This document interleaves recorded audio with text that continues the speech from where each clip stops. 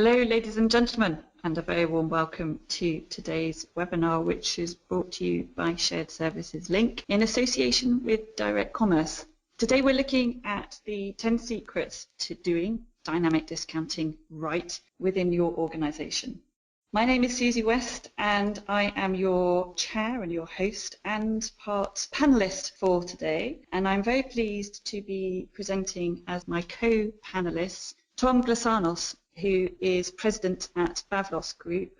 Tom has a very deep history within the world of dynamic discounting. We actually refer to Tom as the founding father of the concept of dynamic discounting.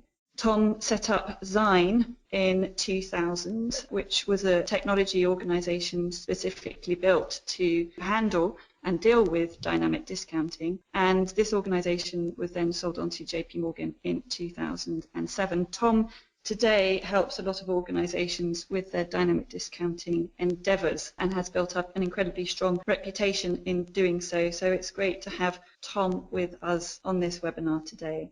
And Layla Gill is with us as well. Now, Layla is the VP Operations at Direct Commerce, and many of you who have been exploring the idea of dynamic discounting would have come across Direct Commerce as a possible partner. Direct Commerce, again, has a very rich history within automating purchase to pay, dealing with electronic invoices, workflow, and also, of course, dynamic discounting. So it's great to have Layla and Tom on the line today. Hello to both of you. Hello, Susie. This is Leela. Thank you very much for having us. We're really looking forward to the discussion with you and Tom today. Great. And hello, Tom. Hi, Susie. Pleasure to be here. And you, of course, as a viewer, you have a role to play, which is to make sure that you get the most out of the next 60 minutes, which is a valuable amount of time for anybody. So please do make sure that you exploit it as much as you can. The best way to do that is obviously to soak in all the great pearls of wisdom that we will be sharing with you, I promise, but also just make sure that you put your questions to myself, to Tom, and to Layla. And how you do that is you post your questions through to me on the GoToWebinar panel, and I will put your questions to our panelists in the last 10 minutes of this webinar. So do make sure that you stay on the line to have your question answered. Let's have a look at the agenda. We're going to be touching a little bit on context and an overview, and then we're going to get into the 10 secrets. We'll then wrap up our discussions with a conclusion and then take your questions at the end. Please do note as well, there are a number of polls punctuating this webinar today. We do look for very high participation from you, please. The idea of the polls is it's live benchmarking data that's being shared with you. So we look for participation which is really north of 70%. So please look out for those. So let's have a look at context. There's a word in here which I was pondering whether or not I should include, because part of me feels that it sounds a little on the aggressive side, and that word is ignore. But I decided to leave the word in this bullet for a very particular reason.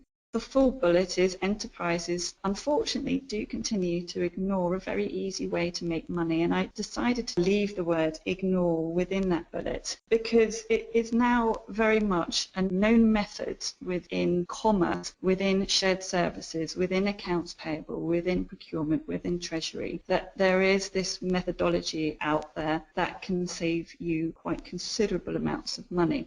There aren't many organizations left, I believe, on the planet that are an enterprise scale that are unfamiliar with the term and concept of dynamic discounting. And if they choose to not actually go ahead with a dynamic discounting program, it is as if they are actually ignoring this easy way to make money. So I will just kind of put that out to you as a consideration and a thought for now, that this is a way to make money, or to save money, I should say.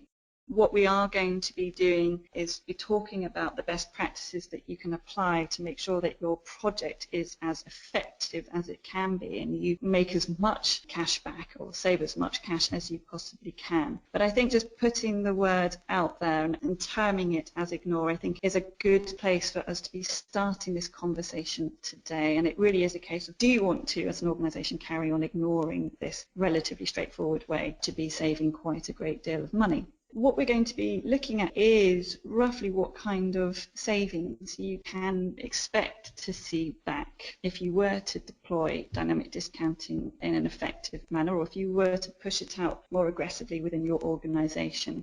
By deploying dynamic discounting, you're looking at around a $5 million in savings for every $1 billion of spend. Also, if you're looking to potentially extend your terms and partner with a third party, you're looking to free up a huge amount of cash, which obviously puts you in a great position if you were wanting to obviously expand, recruit, grow. So having an additional 250 million in freed up cash per billion of spend can have a significant strategic impact on your organization. So we'll be examining that as well. Companies like the Coca-Cola Company, Lowe's, Costco, Pacific Gas and Electric, these are all well-known companies that are saving around the 5 million per billion of spend each year. So what we're going to be doing is find out exactly how they are doing it. But before we go into our first secret, I would like to hand over to Tom, please, for a bit more of a detailed overview. Over to you, please, Tom. Thanks, Susie. What I thought we'd do is let's just start off by taking a moment to put the concept of dynamic discounting in the context of the strategies that we see people deploying to optimize their payable working capital. There are really three primary ways we see companies working to either increase their cash and or generate savings from discount. The first is supply chain finance. Supply chain finance is a strategy that enables you to extend your terms while offering suppliers access to low-cost bank financing. In many cases, this creates a win-win for you and your suppliers, since the suppliers get the financing at your cost of capital. So think of it, if you're a A- rated firm, for instance, and let's say you have a supplier who's a B- credit rated firm, that supplier through supply chain financing gets the cash accelerated at your cost of capital, not theirs. What this does is it creates a powerful way to extend terms and strengthens your supply chain at the same time. The second strategy is to deploy an early pay program, which is really using your own cash to pay suppliers and finance their receivables. There are two primary ways to do this. The first is by transforming your current terms with suppliers and putting essentially static terms in place. This is the classic notion of a 2% discount paid 10 days, net 30. This is usually done alongside a terms extension so you can generate more cash and income at the same time. The focus of today's discussion is around the new generation of software tools that are now quite prevalent in the market, like those from direct commerce, that enable you to dynamically establish discount terms with your suppliers, establishing a one-time payment in exchange for a discount. This gives you the ability to make offers to suppliers, and in many cases, these tools even allow your suppliers to bid against a certain amount of cash that you decide to make available. The third strategy here, just for completeness, are buyer-initiated purchase card programs. These are specialized card programs that enable you to pay your invoices via a card directly out of the ERP system. And it's a great way to pick up 30 days of extra cash and at the same time get rebates on all of the spend that you pay in this way. This approach is really quite popular among small suppliers. So, of course, our focus today is around the 10 secrets of dynamic discounting, which is the use of your own cash using these enabling technologies to make offers to your suppliers for discounts. Susie? Great, Tom. Thank you very much. So let's kick off with our first secret. So the first secret, which Tom is going to be detailing, is to build consensus with the three amigos. Over to you, Tom. So consistently in our work of deploying dynamic discounting solutions across hundreds of companies, the most important factor we see for the success of the initiative is getting alignment among the three primary functions that influence the outcome. Years ago, someone in our sales organization humorously coined these the three amigos. When you think about it, you can't really deploy a dynamic discounting program without Treasury being on board to provide the cash so you can pay early. And of course, if you're going to reach out to suppliers and talk with them about a different payment term than what may have been negotiated in the contract, sourcing owns those relationships, and chances are pretty good that either the procurement or the sourcing group needs to be on board with what this strategy is and how you're going to be approaching those suppliers. And last but not least, AP has to be on board for a number of reasons. The first is if you can't approve the invoice early, you sure can't pay it early. But if you're going to pay it early, then it's up to AP to know how to process that within their accounts payable system and to support the deployment of the program. And so all three of these need to be aligned in order for one of these programs to be successful. I can't stress enough how often we see a program either not get started or never realize its potential because at least one of the Amigos has been left out of the process of evaluating the concept and becoming part of the effort of the team. So success here requires early involvement. Don't avoid, if you're in AP, don't avoid bringing visibility of this to sourcing.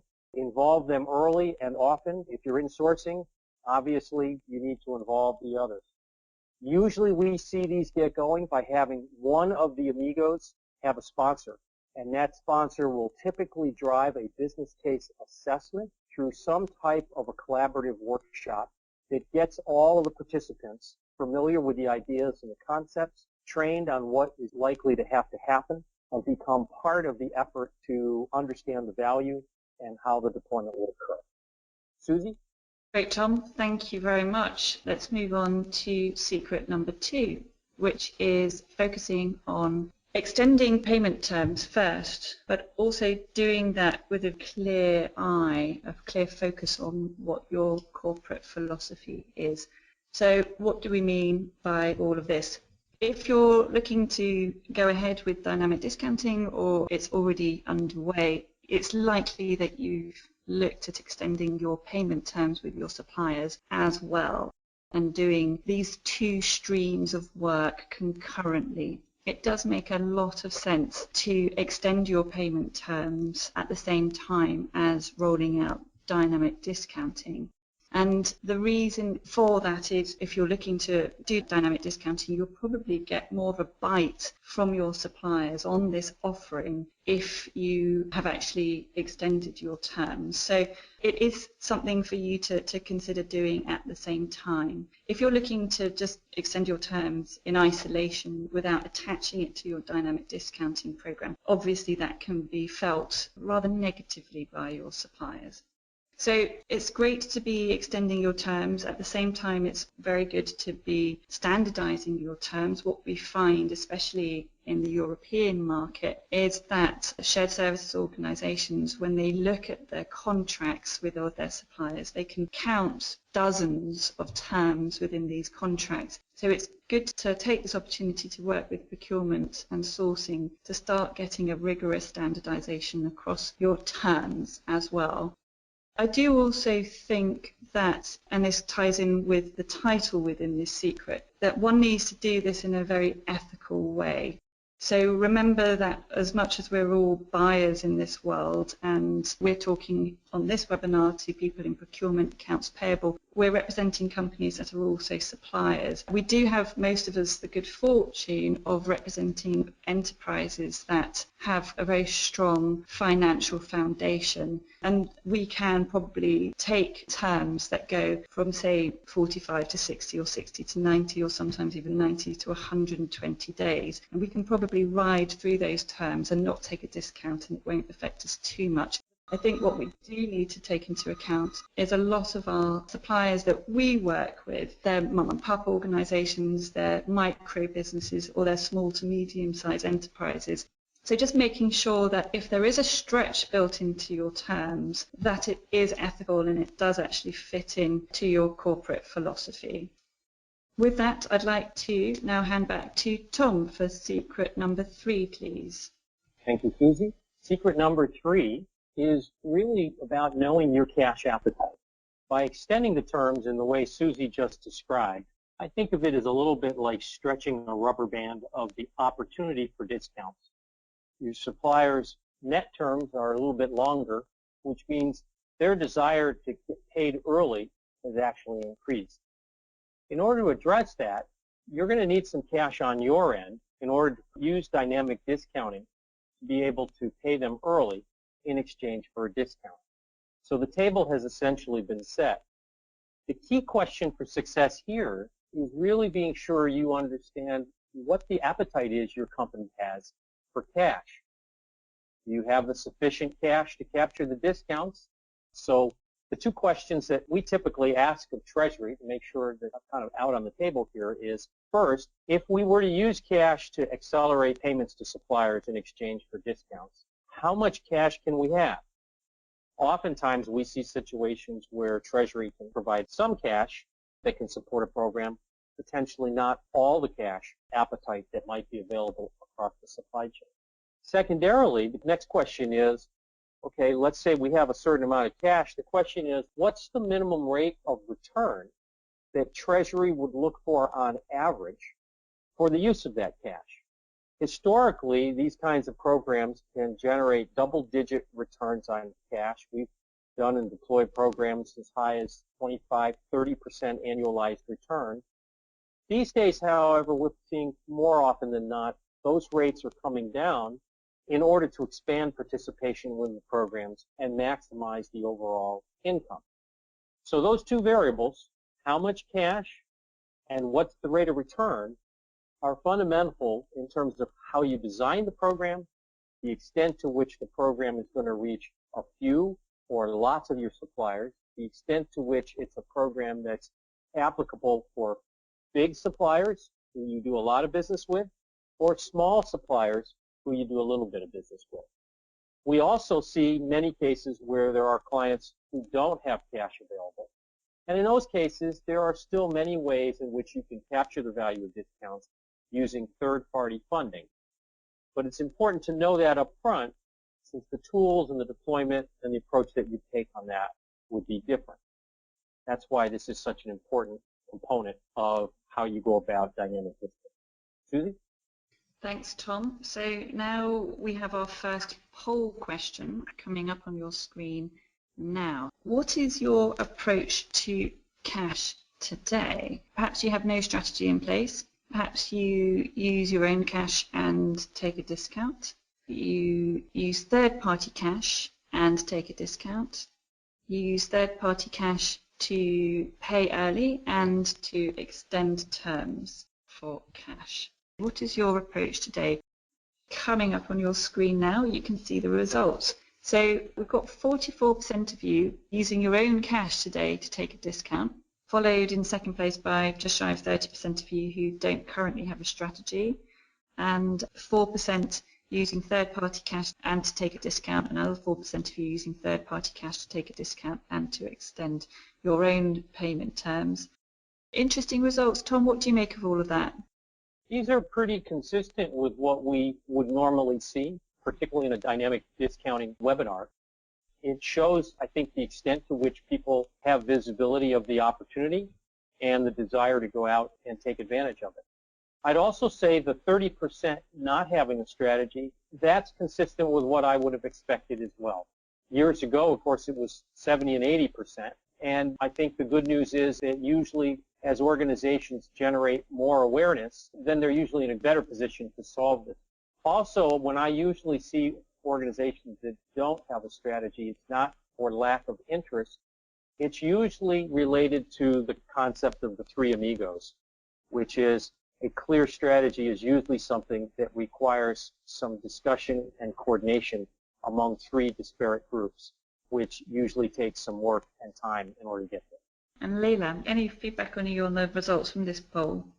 Susie, this is very interesting, and I think that, like Tom, I'm not too surprised with the results. The good news is for that 44% that are using the cash to take a discount today, a lot of these secrets are going to be very useful and important to you as you continue to improve and enhance your discount management program.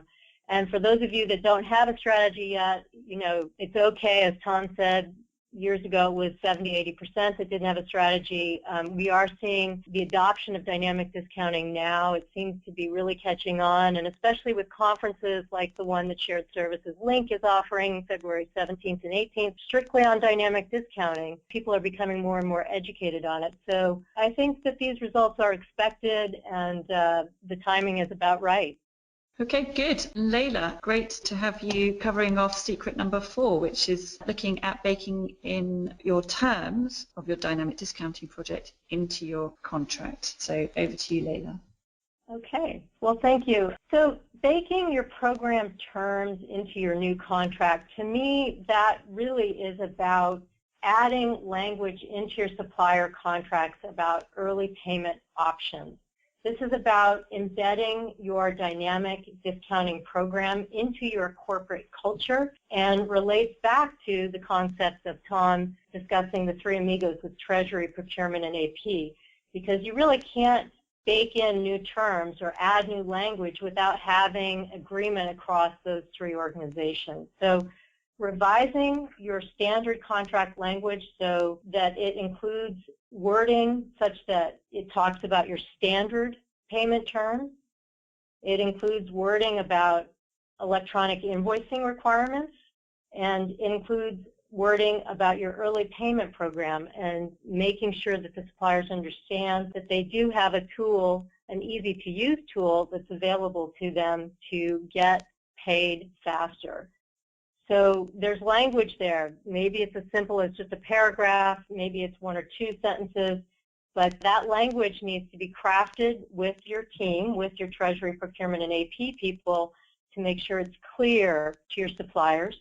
And that language needs to be embedded into your supplier onboarding process from the very beginning. So as you renew contracts, that new language needs to be added, and as you onboard new suppliers, you want to have that language in there. Another really important point here is adding comments about when the clock starts for discounts. So clarifying with your suppliers that the payment clock, if you will, starts at the date that the invoice is received, not the date that's on the invoice. So this is a very, very important distinction. And if you're still in a paper-based world, the delta between the invoice receipt date and the invoice date can be very significant and hinder you from even taking discounts. So it's important that you want to clarify that the discount clock starts once that invoice is received. And of course, if you have tools like electronic invoicing, that delta between invoice receipt date and the date on the invoice is very small, because typically it's the same day, transmitted through to the ERP system. So with e-invoicing tools, this discrepancy is not as much of an issue. But all the same, it's important to clarify that the invoice receipt date is the date that you start the dynamic discounting clock. Okay, great. Thank you, Layla. And that links in very nicely to secret number 5, which is getting your enablers right. Back to you, Layla. So yeah, this is a topic near and dear to my heart, of course. So when we talk about enablers, the word I like to use is technology tools or technology solutions and processes. These are tools and processes that you need to have in place to accept, approve, and process your invoices in a timely fashion. So the bottom line is that you need to be able to pay the invoices quickly in order to reap the benefits of discounts. So paper-based processes, as I said earlier, don't really provide an effective or timely way to review, approve, encode, and process the invoices before a deadline. So with paper-based processes, it's very, very difficult to collect discounts early. But having these key enablers, these easy-to-use technology tools available to your suppliers at no charge to your suppliers, really gets your business to the next level of performance. So tools like supplier portals that allow your suppliers to find purchase orders, invoice information, and payment information quickly, coupled with electronic invoicing tools that ensure that your invoices are submitted and passing all of your business rules before they even get to you. So therefore eliminating all the exceptions and providing you fast ways to review and approve your invoices. tools with hosted imaging solutions that are embedded into your e-invoicing platform for those one-off invoices are also valuable assets. And of course, having the auto-matching technology embedded with easy-to-understand workflow capabilities, allowing your ability to match and encode, allows you to set up your business rules so that whoever needs to approve what by when can be doing that rapidly. These easy-to-use workflow tools must be intuitive, and they can help you in your discount management program because they can send notifications to the right people to escalate invoices or payments that are about to expire on the discount. So your workflow tools should be integrated with your dynamic discounting solution such that you get notices if a discount is about to expire. The tool automatically sends that information to you, making sure that you get somebody reviewing and approving those invoices or payments right away. So not only do these tools help you get the job done quickly and reduce exceptions and rework, but they also help improve your supplier relationships. These tools, these enablers, as we say, Susie, are streamlining your work and allowing your teams to get out of the data entry mode and into the analytics mode. So you can convert your people from data processors to problem solvers. Okay, thank you very much. We now have our second poll question coming up now. We would like to ask you about your technology enabling landscape and maturity. So which of the following are you missing or is perhaps not strong enough for you and your needs today to really help you stand up to where you want your accounts payable or your purchase to pay organization to be, to leverage opportunities like, for example, dynamic discounting? Tick as many boxes as you need to. Supplier portals, electronic invoicing, OCR and data capture for your paper invoices, auto-matching technology, so this is your line level matching technology, matching off your line items on your invoices against your line items on your purchase orders, your workflow. So which of these would you say they're either missing or they're not strong enough? So coming up on your screen now, we can see the results. And it would seem that the area in which most of the viewers believe that they are a little bit weak is in the area of supplier portals, followed by OCR data capture, then workflow, electronic invoicing, and 32% saying auto-matching technology. What do you make of that, Leila? So Susie, that's once again pretty interesting, and I think the point I want to make on this particular poll is that dynamic discounting can actually be introduced in parallel with launching these other tools. So I think there's a great opportunity for those of you that are on the call today to really embark upon a program where you get a supplier portal with electronic invoicing embedded into it and with workflow even, all at the same time that you want to deploy a dynamic discounting program. It's very possible to do that program in parallel. And in fact, you know, with the right service provider like Direct Commerce, we can make that opportunity extremely positive for you, where you can almost pay for your electronic invoicing and supplier portal programs using your dynamic discounting tool. So there are some very creative ways we like to incent clients to go after both the electronic invoicing and supplier portal features as well as dynamic discounting tools. And as I said earlier, we're happy to talk to any and all of you about those opportunities. Okay, good. Thank you. So moving on to secret number 6, and what this secret is about is scope. It's really making sure that you apply your discounting program, your dynamic discounting program, to as much spend as possible. And it's making sure that you broaden your net as wide as possible to increase your chances of seeing that there's as much spend as possible with discount against it. What we have probably learnt over the past few years is that there are a high percentage of your suppliers that will actually maybe just take one discount a year. And if you were to focus your efforts on 10% of spend from the 10% of suppliers that were going to reap the highest rewards as far as discounting was concerned, you would be missing out on these discounts that came through from the suppliers that were just going to take a discount once or maybe twice a year, and that could be quite a considerable amount of money. So it's a fairly simple message here, and the message is that it is better to go for 100% of your spend and capture 50% of that than negotiate quite aggressively or strategically or thoughtfully on 10% of your spend and capture 100% success rate on that 10%. So it's making sure that you widen that net as far as you possibly can. We actually now go straight into a third poll from here.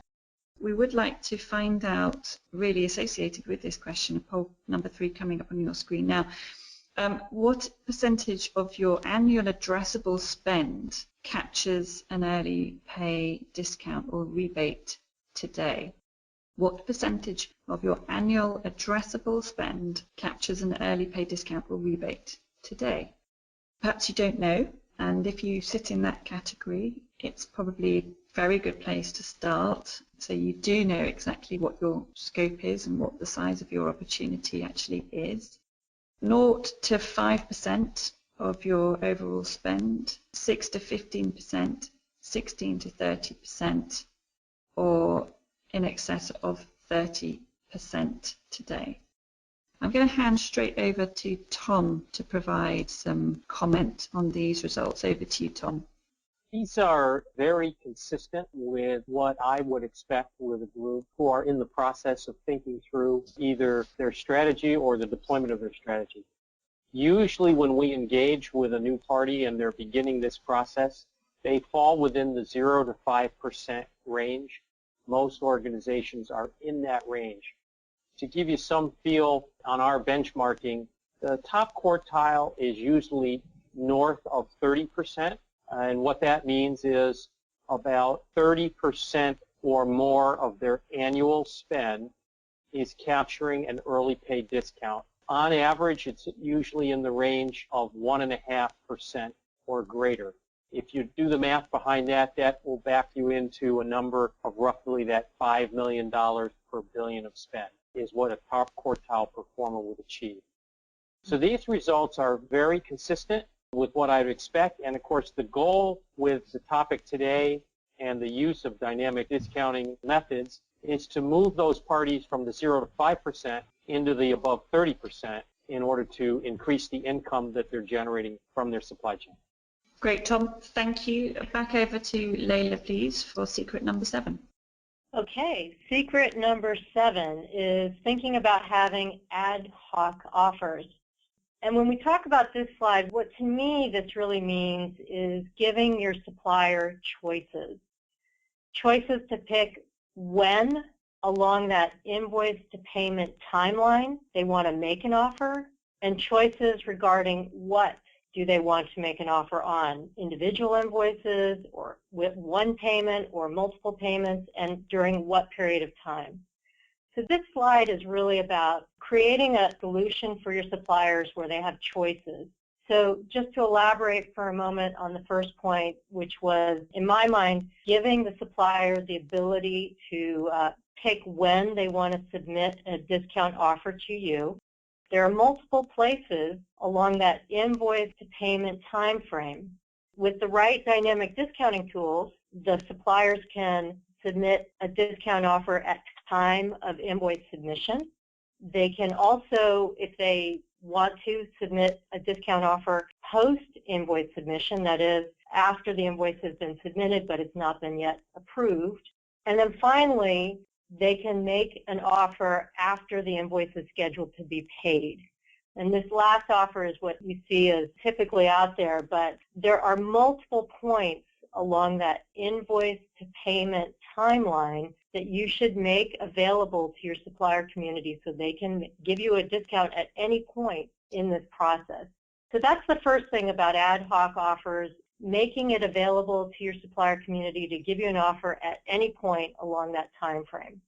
The second point is giving them the choice to pick individual invoices or to pick a single payment or to pick multiple payments at any point along the year. Or what we do often see is seasonality. So at the end of a quarter or at the end of the fiscal year, you'll see a very high increase in uptake in discount offers because that cash availability is really important to your suppliers at the end of the year or at the end of a quarter. So the second point here is to make the tool available so that the suppliers can pick individual invoices within a payment.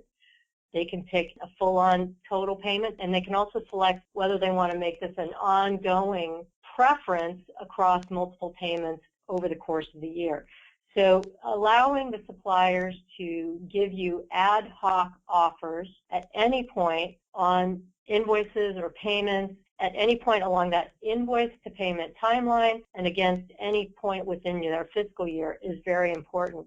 And of course, going back to the concept that Tom introduced about understanding your cash and what is available to those suppliers is also important because you will generally see an uptick at the end of the quarter, so you want to have your cash availability there or have the opportunity to make sure that you have enough money to support those discounts at the end of the quarter, at the end of a fiscal year. So again, Susie, this secret is to me really about providing flexibility in multiple ways for the suppliers to make offers. Great, thanks Leila. Over to Tom for secret number 8, to micro-target your suppliers. Thank you, Susie. Well, one of the things that as people become familiar with dynamic discounting and early pay programs is it falls out pretty quickly that not all suppliers are the same. And what we find is the most successful programs are those that are able to understand the individual supplier and target the offers according to their needs and their price point for financing of the cash. And so it's important that you go through an analysis of your suppliers that will help you to understand which are the ones that will pay you perhaps a 2% discount and others that perhaps maybe will pay a discount, but perhaps it's only as much as a half.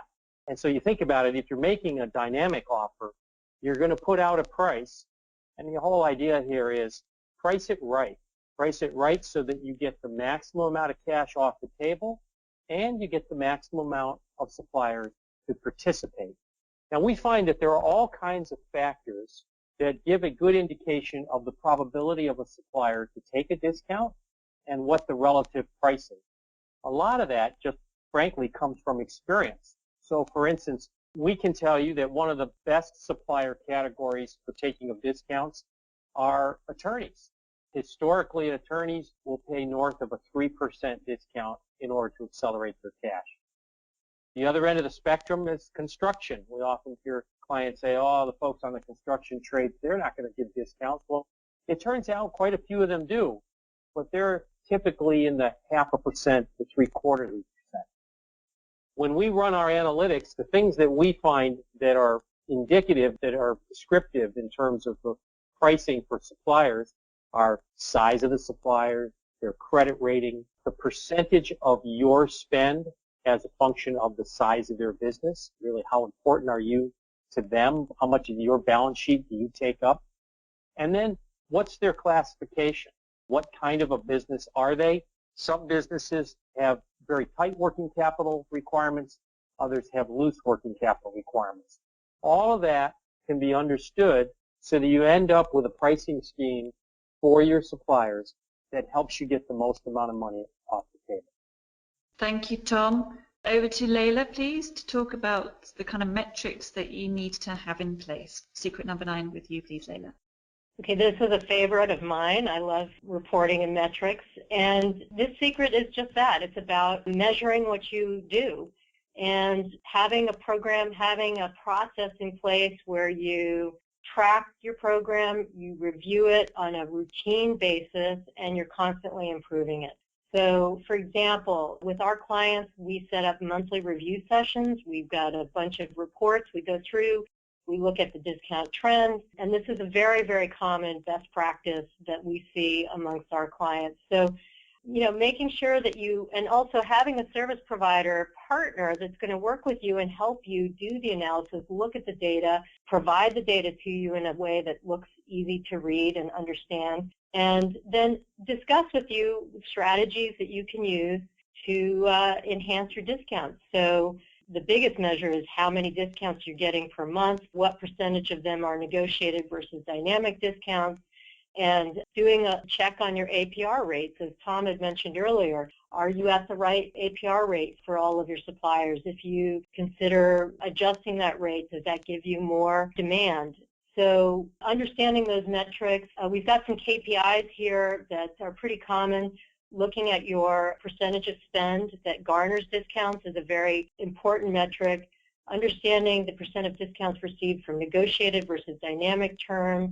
Understanding the dollar value associated with those discounts versus the total count on discounts.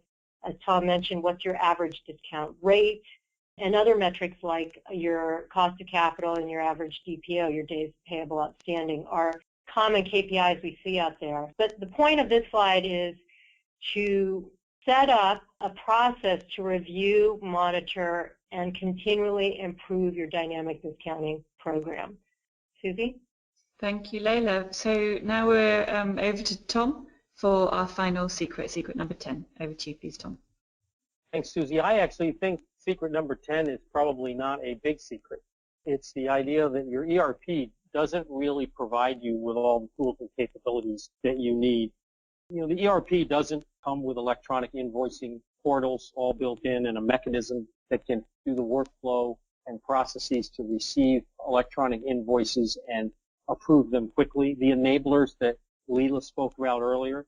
It doesn't have a means for making dynamic offers out to the supplier so that the supplier can receive an offer for an early payment on an approved invoice. And when it comes to things like being able to provide third-party financing, if in fact you choose not to use your own cash, it really has no notion of providing any kind of supply chain financing functionality and availability of bank cash as part of the ERP systems.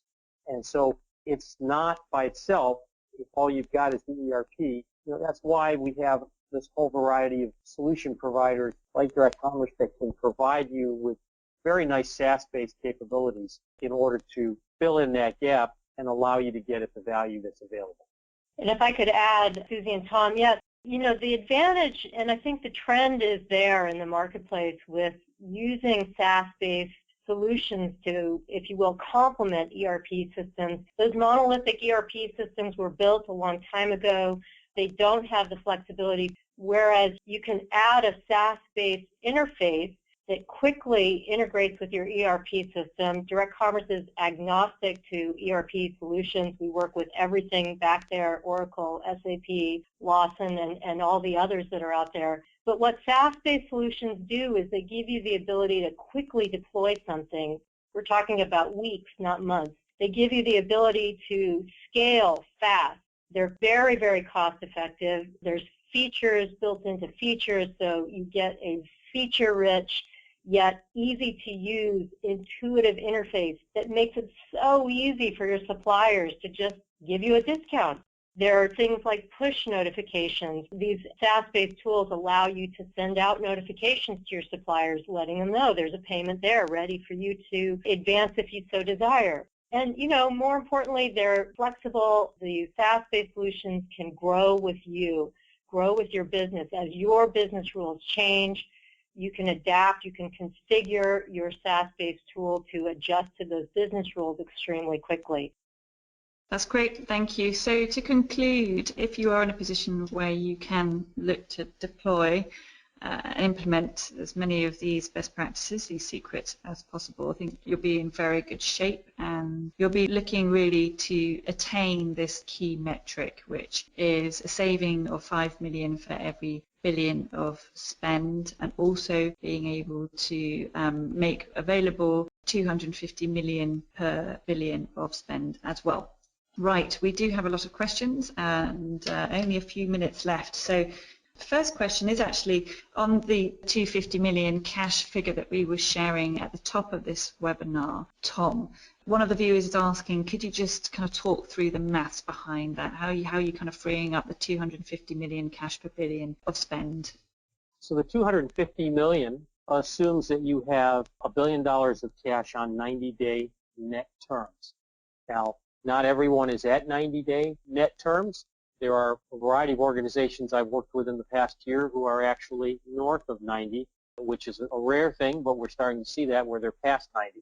Most organizations are less than 90 days, but if you think about 90 as a good rule of thumb as to where you'd like to be progressing to over time, what it tells you is that 90 days into 360 is 4 times 4 into $1 billion gives you $250 million of cash. Great, thanks for sharing that. And I'll put this one to Tom initially, and then I'll come to you, Leila. This particular individual, they have plenty of cash, and cash flow is not necessarily important to them as an organization. Is it still recommended that they extend terms prior to implementing dynamic discounting? I'd like to understand where you are, but as a rule of thumb, in almost all cases, we encourage people to extend the terms. And the reason for extending the terms is it increases the potential for suppliers to participate in the financing program. It also, in most cases, usually funds the cash necessary to run the discount program. Turns out that, I guess that could be secret number 11, is if you extend terms, you usually generate more than enough cash to run the early pay program into that top quartile range that we spoke about. Having said that, we almost always encourage organizations to be extending their terms as part of the rollout of the early pay program. Okay, good. Leila, anything to add on that particular question? Yes, Susie, we're seeing a lot. I think the trend is definitely there to extend terms to 45, 60 days. And it is very true that if you're at net 30, you're going to get lower participation than net 45. I'm not exactly sure why that 15 days matters, but it really does make a big difference. So even pushing it from 30 to 45 can give you a great benefit in your dynamic discounting program. And the other thing, I guess, the other point I want to make is standardizing the terms is a really key point. I know that a lot of companies that we're working with are trying to move in that direction, and yet they still have suppliers that very, very short turnaround times for payment. So the point that you made at the very beginning of this session about standardizing and extending is part of that strategy that needs to really be coupled with a dynamic discounting program. Okay, good. So another question, and this is something that's come up quite a bit in the months leading up to this webinar. It's a point that we keep bumping into as far as research is concerned. If this particular viewer uses their spare cash to offer a discount to their suppliers, the knock-on effect obviously is that will reduce their DPO, and as a public company, that might give out a negative message to investors or the market. Do you see this as being a barrier to entering a dynamic discounting program? So, Leila, let's start with you, and then we'll come back to Tom. You know, I have to say yes. I do think it's a barrier. I think it is an issue that the marketplace still doesn't understand the value of dynamic discounting. We in the industry probably need to help the public understand the potential there for supply chain finance and dynamic discounting abilities, because there are those pressures on these large public companies to get their DPO out and just basically measure DPO. But the reality is, and as Tom mentioned, you can make north of 25% on your money, and I think once the stock market understands that there's a real value there and a strategy to deploy it, I think that those particular metrics will evolve in the marketplace and change. But I don't think our treasurers today have the vocabulary that they need, and we need to be out there helping them educate the market so that they understand that the DPO extension is not just the only game in town, and that there are better ways as technology tools become more and more integrated into our large corporations, that there are better ways to make a lot of money easier. Tom, any final comments on that question? I would say that question begs to think about this not as a dynamic discounting strategy, but as a working capital strategy. And I would tell you that in all of my years of doing this, close to 15 years, I've never had a situation where the DPO was reduced because of an early pay program that we deployed. And when we approach this from a working capital standpoint, in all cases, we end up with more cash and we end up with the discounts. And so that's really the best of all worlds because you're showing income to the bottom line and you're showing an improvement in your working capital and your cash conversion cycle, all of which are things that the CFO wants to be able to tell the street.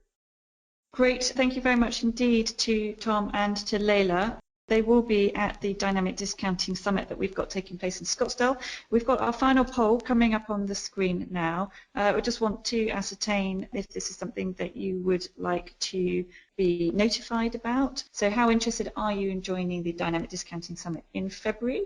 If you could tick the box most appropriate to your level of interest. Yes, I'm very interested. Please contact me. I am interested. Please do contact me. I may be interested. I'm not sure, or I'm not interested right now. Tom will be at that event, as will Leila. It's a great gathering of all the best minds within dynamic discounting, taking place in February the 17th and 18th in Scottsdale, Arizona. So if this is on your agenda for 2016, do make sure that you take one of the seats there. It is only $999, and we're actually reducing it for the benefit of attendees on this webinar. So if you respond to us quickly, then you can qualify for the $899 rate. Thank you very much for your time and attention today. It's been great to have you join us, and we look forward to welcoming you next time. Thank you and goodbye.